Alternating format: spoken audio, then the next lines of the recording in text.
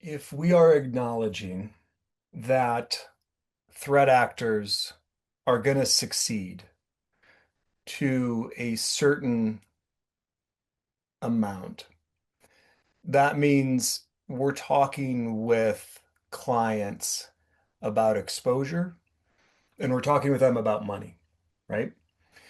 Which means that in your world, you're ultimately also talking to them about cybersecurity insurance and financial risks, which is probably different than you were doing a couple of years ago.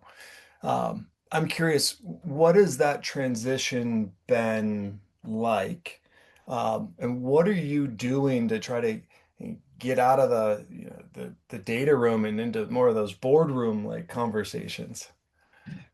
You just hit on a great point, Dan. Like the days of trying to talk bits and bytes, and this is why you'd put this in place for more efficiencies. Yes, we have to look at efficiencies, but ultimately we have to understand our clients or our prospects' business. How do they actually operate? How do they find their own clients? How do they provide the widgets to their clients? How are they paying their staff? How are they paying their vendors? What's that whole process look like, and what are the weak points? And then you start talking about risk to them.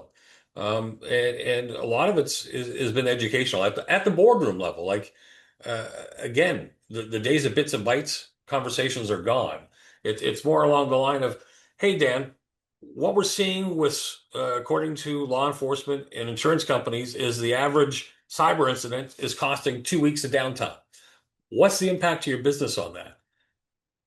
Okay, well, the cyber or the insurance company is going to come in and treat that as a crime scene. You can't operate until they figure out what's going on. What's that look like if you can't operate for a month? What's that impact of payroll? And you start having those level of conversations just to get the wheels rolling. And it might take a little while for a prospect that light to go off, but it doesn't take very long. And you have to approach it from that business perspective and you have to, I like using stories and analogies because just telling people, hey, there's bad stuff out there. It's not a matter of if, it's a matter of when. Yeah, there's a little bit attached to it, but until they hear something close to home that brings it home to them, and if you can relate that story or analogy to that business person so they can kind of get it, it opens up the doors. And it's interesting to watch those light bulbs go off when it occurs. And you go, okay, now they're getting it. Now let's have a conversation of what do we do to protect against that? Um, it's amazing. Like I've seen it literally go, Dan, from people that were running free antivirus thinking that they were protected, using Gmail to, oh my God, yeah, that this could like wipe me out. Yeah, it could.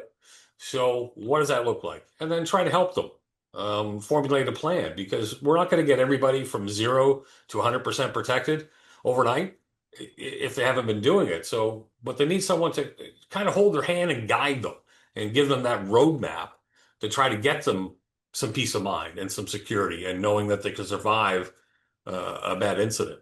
Does that make sense? Yep, well said.